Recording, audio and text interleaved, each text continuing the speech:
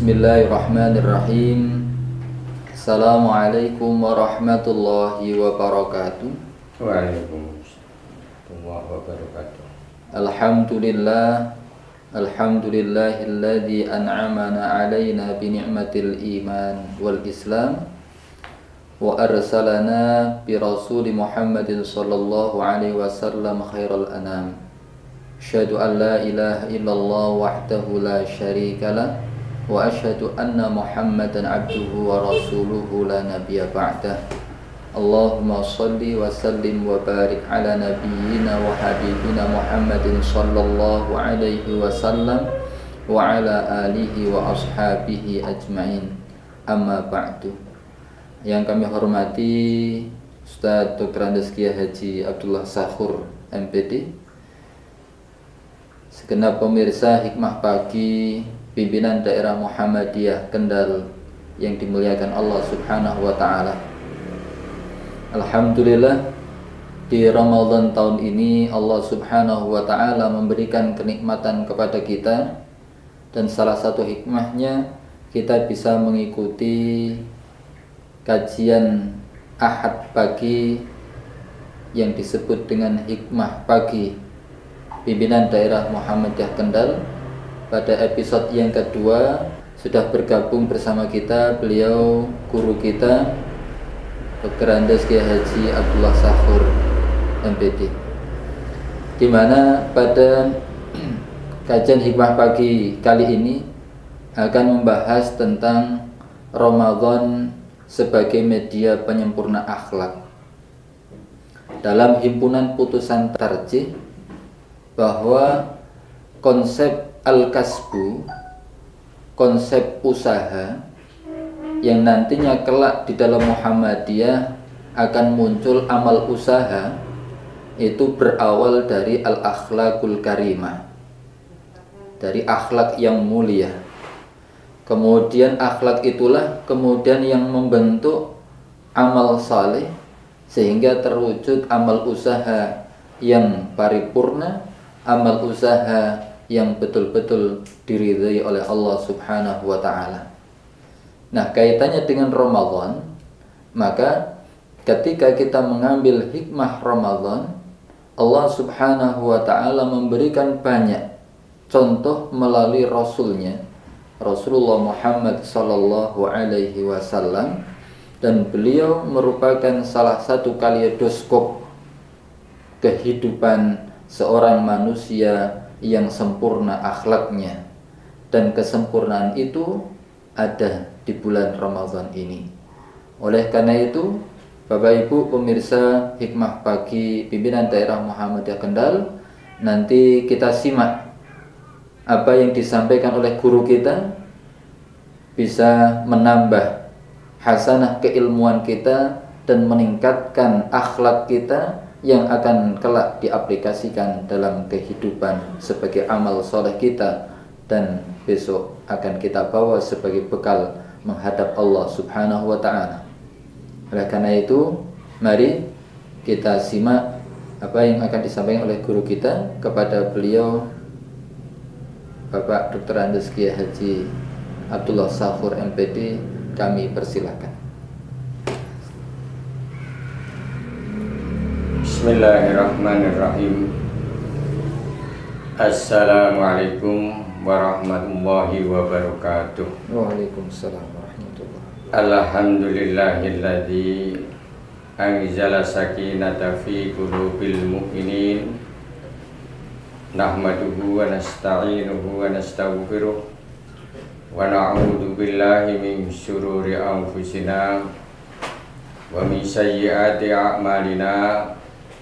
May yahdihillahu fala mudhillalah wa may yudlilhu fala hadiyalah.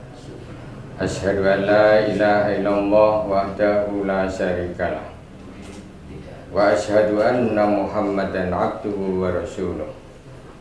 Allahumma shalli ala Muhammadin wa ala alihi wa ashabihi ajma'in. Amma ba'd. Qala Allah ta'ala fi kitabil karim. A'udzu billahi minasy syaithanir rajim. Ya ayyuhalladzina amanu taqullaha haqqa tuqatih wa la tamutunna illa wa antum muslimun. Al-ayah.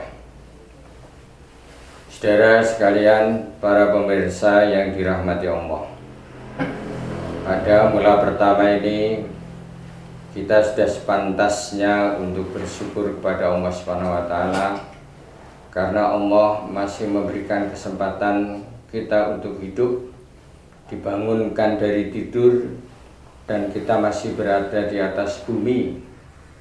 Dengan demikian, hendaknya kesempatan yang Allah berikan ini harus kita manfaatkan sebaik-baiknya. Untuk apa? Dua hal, yaitu untuk memperbagus, memperbaiki, meningkatkan, memperbaharui amal soleh kita yang kemarin-kemarin masih terbengkelai atau belum sempat kita laksanakan.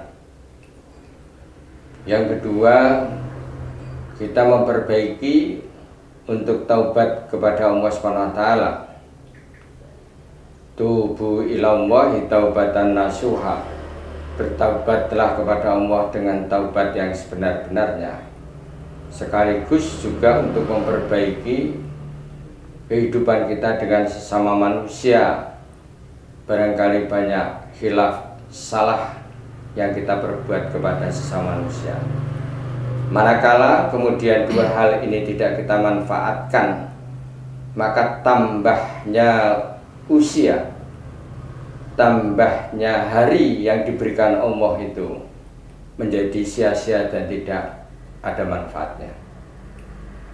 Saudara sekalian, mengangkat tema pada kaitan dengan ini, yaitu kaitan dengan masalah puasa, saum sebagai satu media untuk memperbarui, untuk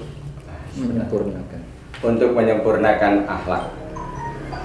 Maka Rasulullah ketika menjelang Ramadan itu biasanya beliau menyampaikan di hadapan para sahabat, qad adallakum sahrun adimun mubarakun, sungguh bahwa kamu sekalian akan dinaungi oleh satu bulan, bulan yang besar, bulan yang agung, dan bulan yang penuh dengan keberkahan. Oleh karenanya kita, walaupun dalam situasi yang penuh dengan cobaan dari Allah SWT, menuntut kita untuk tetap mensyukuri bahwa kita memasuki pada bulan Ramadan, dengan harapan mudah-mudahan Ramadan ini bisa mengantarkan derajat kita menjadi orang yang muttaqin. Karena mau tidak mau, bahwa ending daripada ibadah puasa itu adalah membentuk orang yang bertakwa kepada Allah SWT. Sebagaimana Allah firmankan, ya ayyuhalladzina amanu kutiba alaikumusyamu kama kutiba alal ladzina min qablikum la'allakum tattaqun. Wahai orang-orang yang beriman, diwajibkan atas kamu untuk melaksanakan ibadah puasa, agar sebagaimana yang diwajibkan kepada orang-orang sebelum kamu, agar kamu bertakwa kepada Allah. Endingnya puasa itu adalah takwa. Takwa itu berasal dari kata wakoya, yang berarti yaitu untuk menjaga. Maka setelah puasa ini, orang bertakwa menjaga dua hal, yaitu untuk menjaga amal-amal kebaikan dan juga menjaga supaya dihindarkan dari perbuatan-perbuatan maksiat. Maka sering orang mendefinisikan takwa melaksanakan segala perintah Allah dan menjauhkan segala yang dilarang oleh Allah. Puasa yang benar itu Rasulullah menyatakan as-saumu nisfu sabri penegasan Rasulullah ini bahwa puasa adalah separuh dari kesabaran. Maka sabar sudah dipahami oleh orang banyak, oleh awam, bahwa sabar itu mencakup 3 hal, yaitu sabar dalam melaksanakan apa-apa yang diperintahkan Allah SWT kepada kita.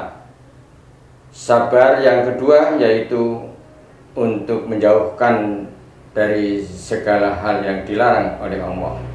Dan yang ketiga, sabar dalam menerima bala ataupun ujian cobaan yang menimpa kita. Dalam konteks ini, karena Rasulullah menyatakan bahwa puasa itu adalah setengah dari sabar, maka puasa ini harus menjadi media bagaimana untuk meningkatkan akhlakul karimah. Saudara sekalian yang kami hormati, para pemirsa yang dirahmati Allah SWT, dalam salah satu hadis Rasulullah menyatakan bahwa kaitan dengan puasa, wa huwa sahru sabri wa sabru thawabul jannah, bahwa Ramadan ini adalah bulan kesabaran, dan sabar itu adalah balasannya tidak lain adalah jannah atau surga. Maka kaitan dengan masalah ini, saudara sekalian yang kami hormati, supaya kita hayati puasa kita ini benar-benar dirasakan dan juga diamalkan kaitan dengan sesuai dengan tuntunan dari Rasulullah SAW. Dan puasa itu akan membekas, akan menjadikan satu buah yang manis pada nanti setelah kita mengakhiri puasa, manakala kemudian sebagaimana disampaikan oleh Rasulullah SAW, sebagaimana yang disabdakan oleh Rasulullah, bahwa 2 hal, yaitu satu sisi puasa dan satu sisi qiyamul Ramadan. Man shoma Ramadana imanan wahtisaban ghufira lahu ma taqaddama min dzambi. Di hadis yang lain disebutkan man qoma Ramadana imanan wahtisaban ghufira lahu ma taqaddama min dzambi. Maka hadis ini yang berarti barang siapa orang yang berpuasa karena iman dan mengharapkan dan mengerti batas-batasnya puasa dan mengharapkan keridhaan Allah SWT, maka akan diampuni dosa-dosa yang telah lalu. Jadi puasa itu akan bisa menghapuskan dosa-dosa yang telah lalu, dan juga puasa itu akan berarti mana kemudian dilandasi dengan imanan wahtisaban. Sepele memang, tidak semua orang melaksanakan ibadah puasa karena iman. Bisa juga karena tradisi, kebiasaan orang, oh kalau ini bulan Ramadan maka kita puasa rame-rame, tetangga kita puasa, dalam keluarga kita puasa, orang lain puasa, dan pantasnya kalau orang Islam pada bulan Ramadan puasa. Itu belum tentu karena iman. Apalagi kemudian wahtisaban, ihtisaban itu berarti untuk mengerti batas-batasnya, tahu tentang masalah apa-apa yang kemudian harus dilakukan, apa yang harus dikerjakan, mana yang harus ditinggalkan, mana yang merusak puasa, walaupun tidak batal tapi mengurangi daripada nilai ibadah puasa itu sendiri. Nah ini, maka kita kalau kita ibadah puasa, ya kalau kafah bisa mengikuti seperti yang dilakukan oleh Rasulullah SAW. Bagaimana tidurnya, bagaimana bersahurnya, berbukanya, diamnya, kemudian apa-apa yang dikerjakan. Saudara pemirsa yang dirahmati Allah SWT, juga puasa akan membentuk akhlak yang mulia, yaitu yang namanya qanaah. Qanaah itu sekarang sudah menjadi barang langka sudah seperti mutiara yang di hamparan padang kerikil. Sudah jarang menemukan orang qanaah. Qanaah itu artinya orang yang menerima apa yang Allah berikan pada kita, ridho apa yang Allah berikan pada kita. Dan ini tidak mudah kaitan dengan ini. Karena apa? Orang itu dihinggapi oleh penyakit hati, yaitu ingin menguasai apa yang kemudian ada di dunia itu. Menguasai harta, menguasai kekuasaan, menguasai anak buah, menguasai apa saja. Maka qanaah itu sekarang sudah persoalan yang langka. Mengapa kok puasa itu membentuk qanaah? Karena kemudian begitu kemudian sudah makan sahur, maka dia menerima apa yang ada itu. Maka saudara-saudara sekalian, kalau kita ini puasa, kita itu dengan konsekuen, imanan wahtisaban, pasti akan membentuk jiwa qanaah itu. Nah, maka puasa kita sebagaimana yang disampaikan oleh Imam Al-Ghazali, puasa kita itu ada 3 macam puasa itu. Yaitu yang pertama puasa awam. Yang kedua puasa khusus atau puasa khos. Dan yang ketiga puasa khususul khusus atau khos al khos. Nah, kemudian tingkatan-tingkatan itu, tingkatan yang paling rendah adalah puasa awam. Puasa yang secara fisik, yaitu 3 meninggalkan makan, minum, dan berkumpul suami istri pada siang hari. Itu yang namanya insting makhluk, sama seperti binatang. Binatang itu juga punya insting yang seperti itu. Makan, minum, kemudian berkumpul dengan suami istri. Baik itu sapi, kerbau, babi. Nah, manusia itu di tataran yang paling rendah, supaya beda kelasnya dengan manusia, dengan binatang maksud saya. Maka disempurnakan manusia itu dengan syariat untuk melaksanakan puasa. Walaupun puasa itu puasa awam, meninggalkan hal-hal yang bersifat instinktif. Nah, bukan meninggalkan, tapi mengendalikan instinktif gitu. Yang kedua, itu sudah bukan hanya makan, minum, dan berkumpul suami istri, tapi sudah mengendalikan mata, mengendalikan telinga, mengendalikan lisannya. Nah, itu sudah tingkatnya sudah lebih tinggi, sudah tinggi. Bicara itu kalau bicaranya bermanfaat. Bicara bermanfaat itu apa? Tadarus Al-Quran, zikir, itu bermanfaat. Keluar lisannya itu lisan yang bermanfaat, nasihat kepada orang lain. Kalau kemudian tidak bisa berbuat seperti itu, falyakul khairan aw liyasmut, atau lebih baik diam. Itulah diam, disebut diamnya emas itu bukan begitu, bukan diamnya orang bodoh, tapi diamnya itu diam orang alim. Diam orang alim itu diamnya karena tahu saya tidak akan mengucapkan kata-kata yang tidak keluar dari mulut saya itu yang tidak baik. Misalnya ghibah, nah, mengumpat, dusta, bohong, ngapusi, dan sebagainya itu keluar. Mata juga, mata melihat hal-hal yang tidak baik, apalagi sekarang HP, kemudian macam-macam itu sekarang bisa dibuka secara sembunyi-sembunyi di dalam kamar, yang dilihat hal-hal yang tidak yang baik, kemaksiatan, yang menjadi kemaksiatan. Nah, itu mata. Telinga juga mendengarkan perkara-perkara ghibah. Ghibah itu senang loh. Begitu ada orang bercerita itu, walaupun kemudian ngumpet-ngumpet, dia ingin mendengarkan apa sih yang diberitakan itu. Malah tidak perlu kemudian improve. Nah, ikut serta. Nah, ikut serta. Minimal itu telinganya itu senang. Yang senang itu bukan telinganya, hatinya itu karena dibisiki oleh setan seperti itu. Maka di keluarga itu juga kami sampaikan, hal-hal yang kemudian harus kita hindarkan sekarang itu guyon tadi lago ya. Ya, kemudian juga ghibah. Ghibah itu aduh, wah luar biasa. Masih kumpul makan saya ghibah. Di masjid saja itu ghibah. Mau tahu enggak nih? Nah, itulah maka kita harus perbaiki diri kita.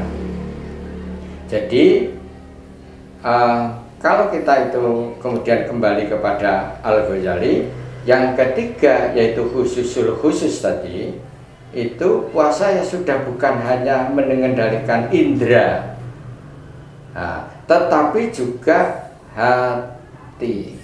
Nah, ini yang paling berat ini yang paling berat. Maka disebut khususul khusus. Hati bagaimana? Hati itu selalu berhusnudon kepada orang lain. Hati berhusnudon kepada orang lain, berprasangka baik. Batinnya itu batin yang bagus, hatinya itu dididik untuk melakukan meniatkan untuk melakukan perbuatan-perbuatan baik. Karena orang meniatkan perbuatan baik itu sudah dicatat satu kebaikan. Belum melakukan itu sudah diberikan pahala oleh Allah SWT. Masih niat, nanti sore saya akan sedekah. Itu sudah niat, mendidik hati kita seperti itu. Nah itu seperti itu. Untuk khusus sudah bisa mengendalikan hati kita. Nah, hati yang kemudian bisa dikendalikan itu tidak akan kemudian muncul perilaku-perilaku yang merugikan orang lain, merugikan pada diri sendiri, atau kemudian merugikan banyak orang. Nah, kemudian sebelum kita akhiri puasa itu, bagaimana supaya menjadikan puasa itu yang pertama tahali, pengosongan.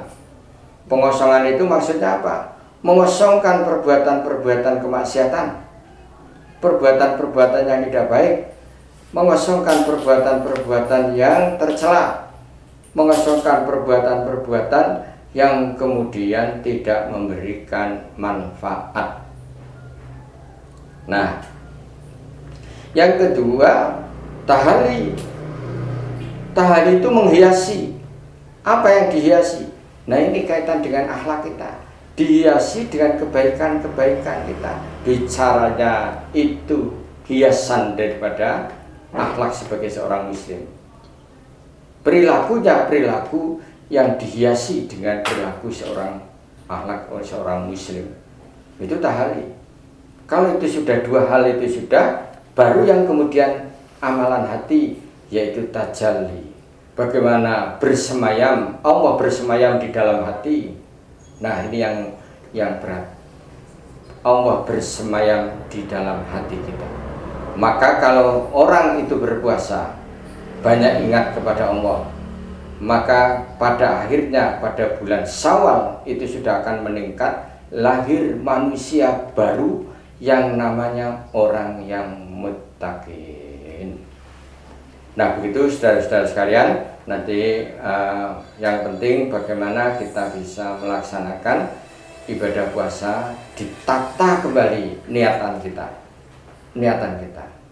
Nah, kalau sudah niatan, bagaimana supaya kita bisa mengamalkan puasa kita. Maka ngaji itu menjadi penting, karena untuk imanan wahtisaban itu ngaji. Imanan wahtisaban itu ngaji. Nah, sekarang ngaji itu sudah banyak dikurangi.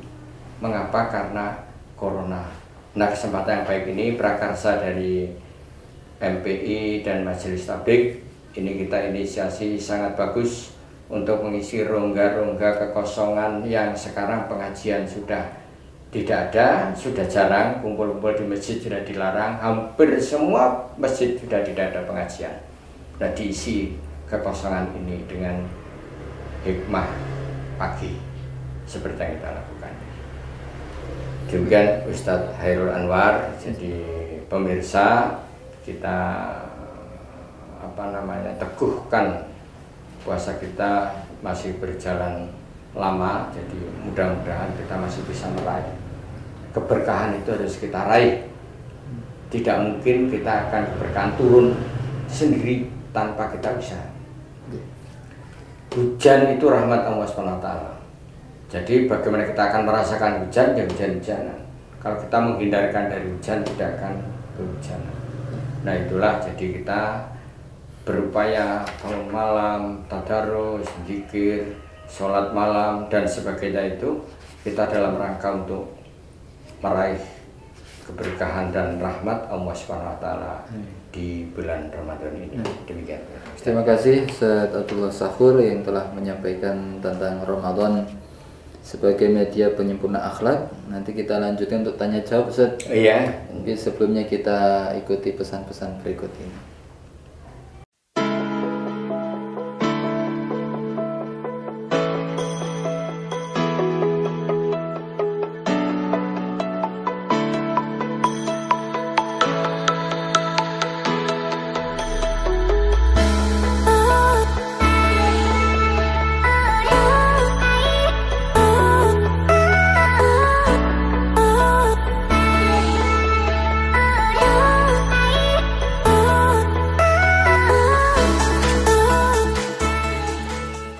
Pemirsa Hikmah Pagi rahimakumullah, kita kembali lagi dalam kajian Hikmah Pagi hari ini bersama guru kita Dr. Andes Kiai Haji Abdullah Sahur MPD.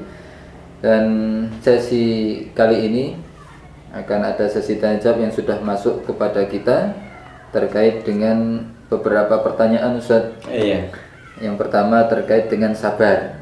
Tadi panjenengan menyampaikan terkait dengan sabar ada 3, yaitu sabar terhadap perintah Allah, sabar terhadap larangan Allah, dan sabar terhadap bala.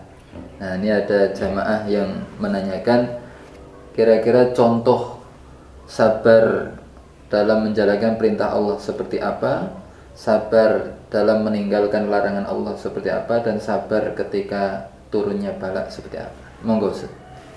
Ya, terima kasih pemirsa.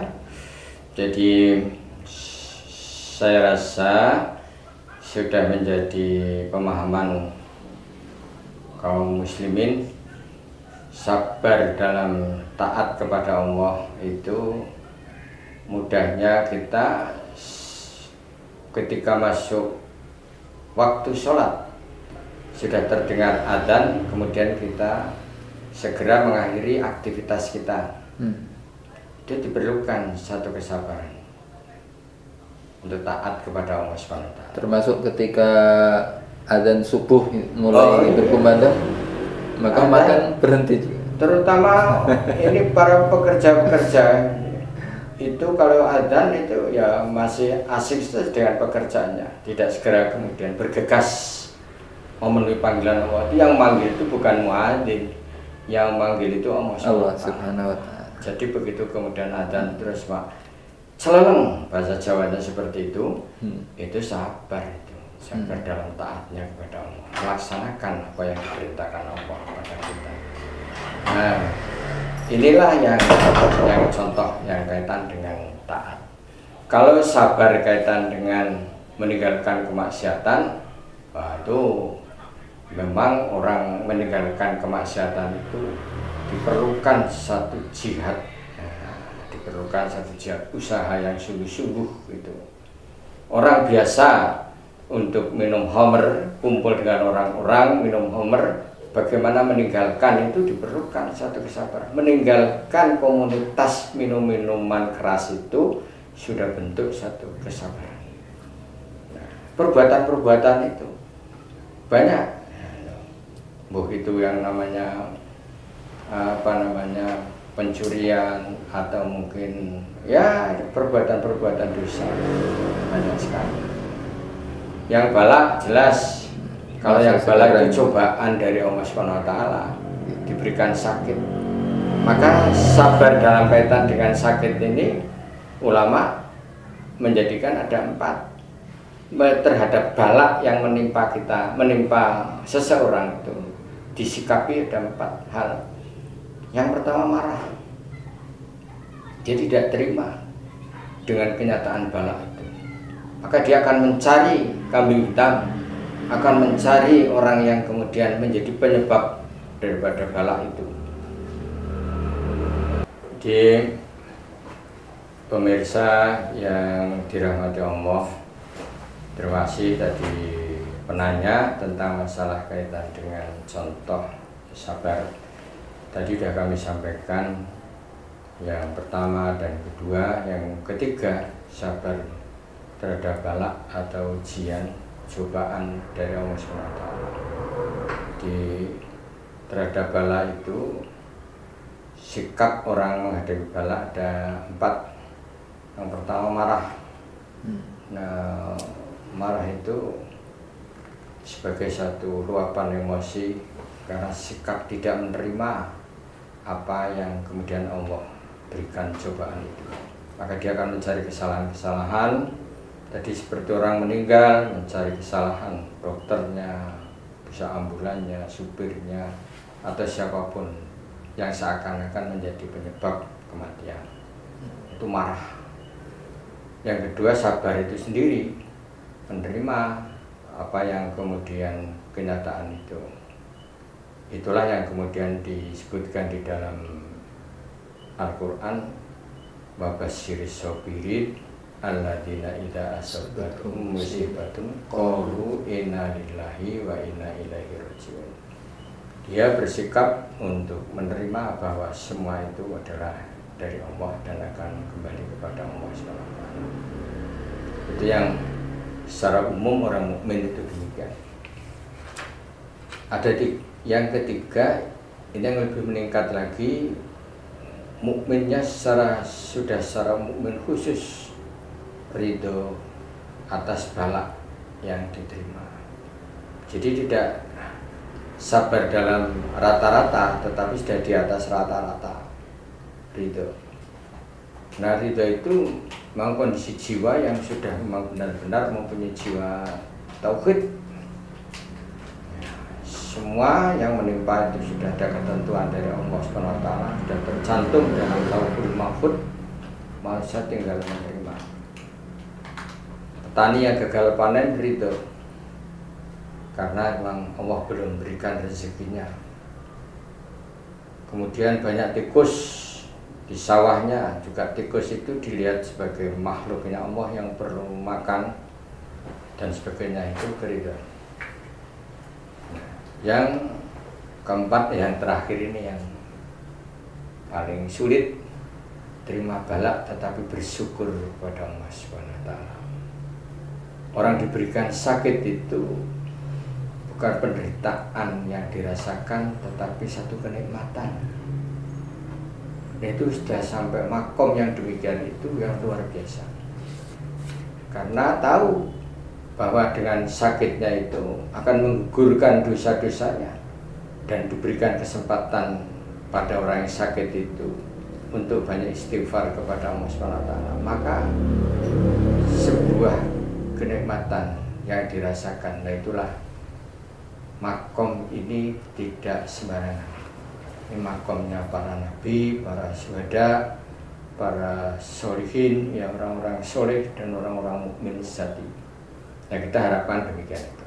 Saya rasa itu Ustaz, itu berkaitan dengan masalah pertanyaan tadi. Ya, terima kasih Ustaz atas jawabannya untuk penanya pertama. Kemudian ada muncul penanya kedua, Ustaz Sahur, mohon penjelasannya. Di masa ini kan banyak orang berbeda pendapat atau muncul perdebatan, walaupun itu perdebatan seharusnya bisa terselesaikan. Nah, tadi hikmah salah satu puasa Ramadan sebagai penyempurna akhlak itu bisa menenteramkan hati. Kemudian diamnya orang berpuasa itu diam yang penuh dengan kebaikan. Nah, ketika ada sebuah hadis yang menyampaikan man aslaha bainasnaini istaujaba sawaba syahidin. Barang siapa yang bisa menenangkan di antara dua orang yang berdebat, maka dia mendapatkan pahala sebagaimana orang yang mati syahid. Nah, artinya ini kan masa seperti ini banyak orang kemudian berdebat saling menyalahkan satu dengan yang lainnya. Nah, bagaimana bisa menanamkan akhlak di bulan Ramadan ini dengan yang dijelaskan Ustaz tadi. Monggo.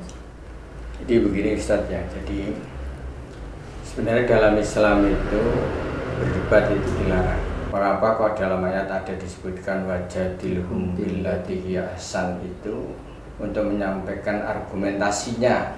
Qur'annya demikian, hadisnya seperti itu. Perdebatan itu membawa satu keburukan.